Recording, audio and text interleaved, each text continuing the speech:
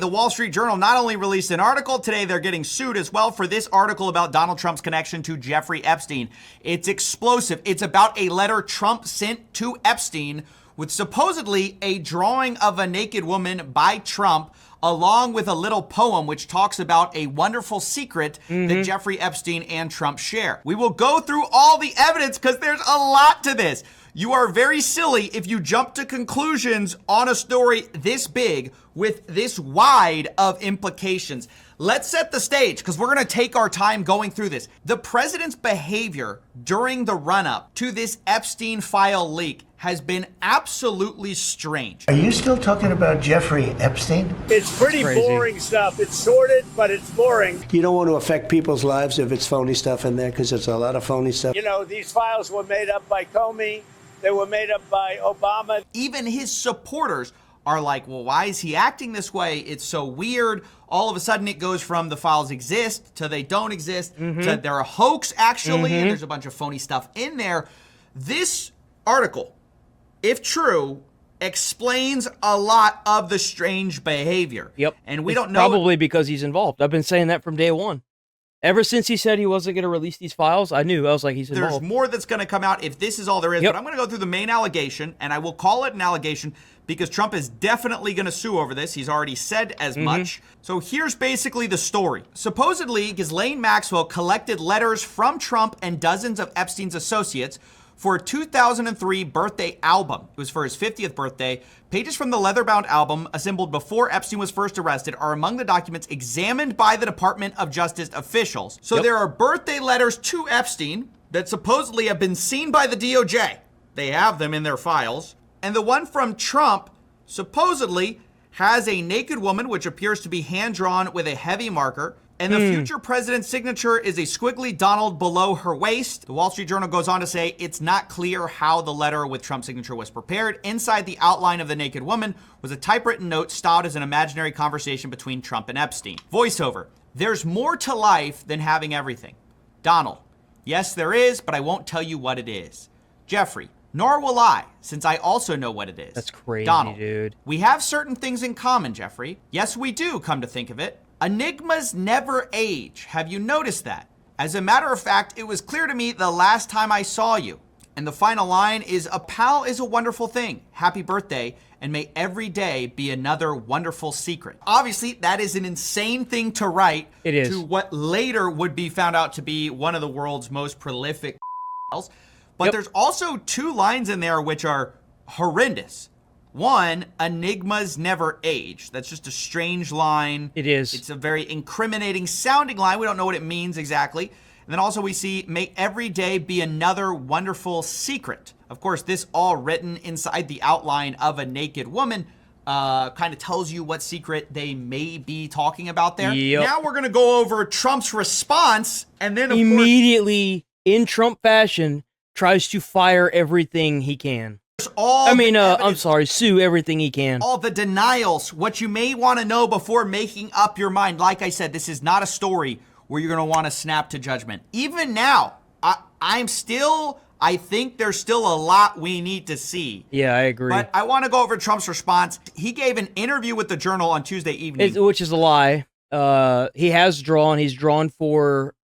He used to draw pictures for something to do with hunger. Like it's like Doodle for Hunger or something. And you draw pictures and then you donate it, and then, they sell the drawing and then they get money, and then they use that to fight hunger. And he denied writing the letter or drawing the picture. Quote, this is not me. This is a fake thing. It's a fake Wall Street Journal He did it story. once in I never 2008 wrote a and then picture another time in 2005, I think. in my life. I don't draw pictures of women, he said. It's not my language. It's not my words. He told the Journal he was preparing to file a lawsuit if it published the article. I'm going to sue the Wall Street Journal just like I sued everyone else. I mean, I would assume that the Wall Street Journal got lawyers and sat them down before they published this. So I would go based on that there's a good chance that this is just going to fall flat. What do we make of this? Before we jump into the evidence, before we jump into all the reactions, both public and of the people involved, let's just talk about what this could mean. The denial puts Trump in a very particular position, because if it later comes out and turns out to be true, it's worth saying the Wall Street Journal did not publish a photo of the letter. which everyone's been asking for. There are a lot of Yeah, reasons. I'm kind of wondering why they wouldn't just publish the photo and like kind of blur out what is, obviously not good. Not to publish it. Maybe your source didn't allow it, but that's a huge part that could come out that changes the whole landscape of this, right? If it comes out, it's very devastating because you wouldn't lie about something like this if you thought it was no big deal. Yeah. Right? The denial actually implies a lot of bad things about what the letter could mean. If you weren't worried about a story like this, if you thought the letter was nothing, you wouldn't deny it. You would just give no comment. You certainly wouldn't give an interview. So now we're going to talk about the reactions of the people involved, because it's worth saying Trump is not the only letter mentioned in here. And I think that's really important, because in a story like this, you want to look to what could be all the people that like straight up were just like, nope. Corroborating evidence. So Alan Dershowitz is cited in the piece having written a letter that included a mock-up of a Vanity Unfair magazine with mock headlines of who was Jack the Ripper? Was it Jeffrey Epstein? Alan, a former lawyer for Epstein, does not deny this. He says, it's been a long time, and I don't recall the content of what I may have written. Lex Wexner also supposedly had a letter in there. He declined to comment. Supposedly his letter was, I wanted to get you what you want, so here it is. After the text was a line drawing of what appeared to be a woman's breast. And then we have a former assistant who was not cited, who sent Jeffrey a letter. Oh, Jeffrey of Oh, holy shit, dude. Jeffrey, everyone loves you. Fun in the sun. Fun just for fun. Pretty innocuous. And then, of course, we have Donald Trump, who denies, of course, the whole thing. So we have some non-denials. So we have other letters as well. People who just didn't Bro, this is not looking good. respond. And then we have Trump. Trump's the only one who's firmly denying. The more I'm seeing, the more I'm like, bro's in the Epstein files hardcore. This letter so far, with him doubling down on Truth Social, saying it's not my words, it's not the way I talk. Also, I don't draw pictures. I told Rupert Murdoch it was a scam and he shouldn't print this fake story, but he did, and now I'm going to sue him and his third-rate newspaper. Now, a couple comments quick on that. One, the Wall Street Journal is not a third-rate newspaper. It's also not a super left-leaning newspaper. Not that that should matter in journalism, but I know people's media literacy, that stuff kind of does kind of tip off their signals. I don't know nothing about that, but I do know that no one has come forward. Murdoch hasn't come forward and said that he talked to Trump.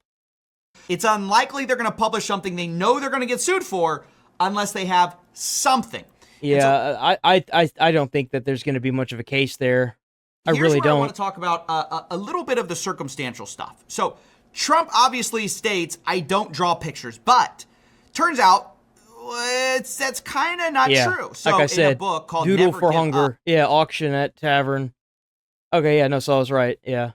He has doodled. Trump wrote, each year I donate an autographed doodle to the Doodle for Hunger auction at Tavern on the Green. It's a great event. And sure enough, publicly you can find several doodles that Donald Trump has done. Most of these are of skylines, architecture. None of these are of women. Still, it's strange to say I don't draw pictures when you very clearly draw pictures and they appear to be in thick marker, which is what you were accused of drawing them in. Now, none of that means anything, but it just reminds me a little bit of the Prince Andrew denial. I don't know if you guys remember how he was like, oh, well, I have a condition that I don't really sweat, and I've never seen her before in my life, and that's not possible. But then you got a picture of him sweating profusely, and her, like right there. Sweat denial, a big part of the interview with Prince Andrew, was the denial that he couldn't have done anything bad because he couldn't sweat. So this supposedly falsified Virginia Giuffre's whole story. I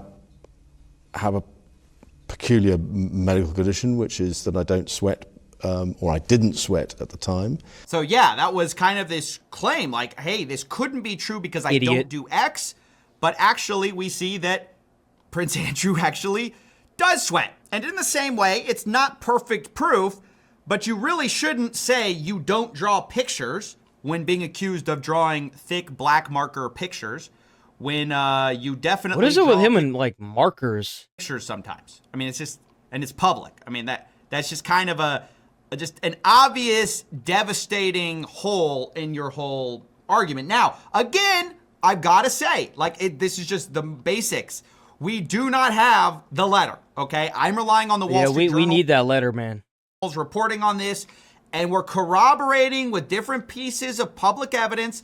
Ultimately, we need to see if this was actually in the Epstein files. But there are some other stuff too that we can look to corroborate this story. So we can look at the bookbinder. So in the Wall Street Journal report, we see a very specific and interesting corroboration. It says the book was put together by the New York City bookbinder Herbert Weitz, according to people involved with the process. Weitz listed Epstein as a client on his website in 2003. So here we have a chance to corroborate externally. Of course, it's not. This all came from one letter, dude. Like, Trump better. I don't, like I said, I don't think they're going to release these files.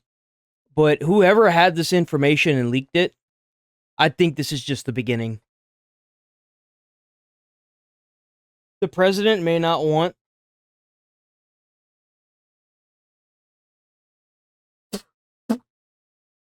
It's like a damn hair attacking me. What the hell? The president may not release these files, but I guarantee you there are people that are going to leak this information regardless. I can almost promise you.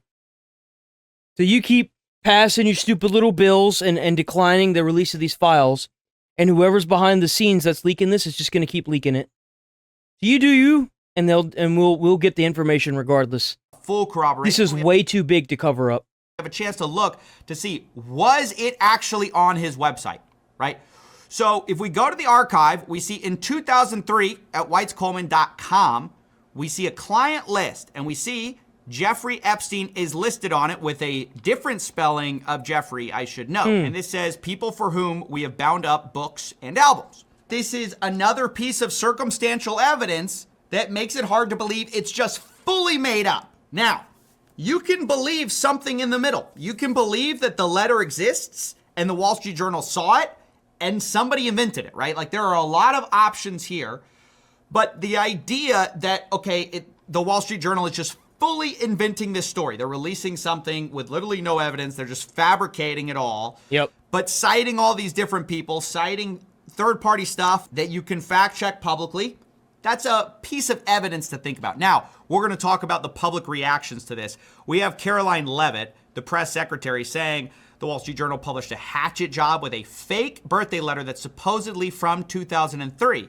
This is like the Steele dossier that kickstarted the Russia hoax all over again. The Wall Street Journal refused to show us the letter and conceded Why do these people have all this goddamn information? Nobody wants to show anything, dude. It's so infuriating. Why? When we ask them to show something. Like, why are there so many allegations being thrown around? Nobody has any proof for any fucking thing.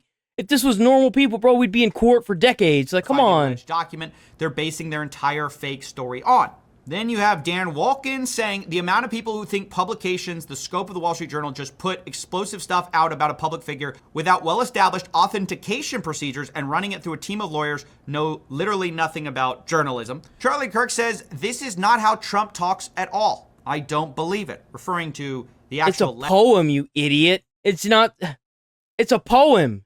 Letter's contents. Specifically, people picked up on the idea that Trump says enigma in the writing of it. In fact, Trump writing at all, some people find that hard to believe. J.D. Vance says, forgive my language, but believe it or not, he actually did go to school at some point, right? Story is complete and utter bull. The Wall Street Journal should be ashamed of publishing it. Where's the letter? Would you be shocked to learn they never showed it to us before publishing it? Does anyone honestly believe this sounds like Donald Trump? Of course, then you have a response to that where somebody says, Carson's an enigma to me. This is clearly debunking the idea that the word enigma is not in Trump's vocabulary. Now, Carson's an enigma to me. So that clearly debunks the idea that he couldn't have written this because enigma wasn't in his vocabulary. It actually is. So from where I'm sitting, the letter is odd, but it also is in line with some of these other letters from people like Lex Wexner. It's also in line with some of the doodles that Trump has publicly made. And it is also in line with Trump's recent odd behavior with the Epstein files, where he keeps setting up the idea that there's this big hoax coming, that there's phony stuff in there. And that actually is the most persuasive piece of evidence, Trump's own behavior in this weird meltdown, more than anything which has convinced me. Because on the one hand, there are some things which would tilt in the favor of it not being Trump, right? The very fact that it's a letter. The prose of the letter is a bit strange. And then you also have the fact that, okay, if the DOJ had this during the Biden years, why didn't it come out, right? It didn't come out because I guarantee you there are some Democratic senators on there as well. Everyone who's in power, everyone that is in positions that they're in where they have absolute power over something, like the heads of the senates, those people are the ones that are really in control when this gets released and if it gets released. And I guarantee you they've dipped their toes into this case and have some part to take in it. I guarantee you.